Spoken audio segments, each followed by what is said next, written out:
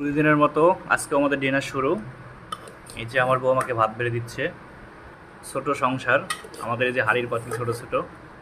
আর সাথে হচ্ছে হলো মাছ দিয়ে, রুই মাছ দিয়ে পটল আলুর তরকারি। দেখেই মনে হচ্ছে অনেক সুন্দর হবে। বাহ, গ্রাউন্ড অনেক সুন্দর চলে আসছে, দেখতে পাচ্ছেন এই যে।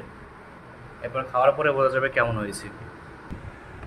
ইচ্ছে মাছ, এই যে রুই মাছ আমি ফ্যামিলি সাইজ করে কেটে নিছি। ফ্যামিলি সাইজ করে কেটে নিলে মাছটার মধ্যে যখন ভাজি করে মাছটা, তখন আসলে মাছটার মধ্যে সব কিছু সুন্দরভাবে ঢোকে। আর এই যে এটা হচ্ছে পটল, পটলের তরকারি। আমার কাছে তেমন একটা স্বাদ লাগে না, কিন্তু আসলে এভাবে রান্না করে খেলে মুখের মধ্যেই তাহলে বোঝা যাবে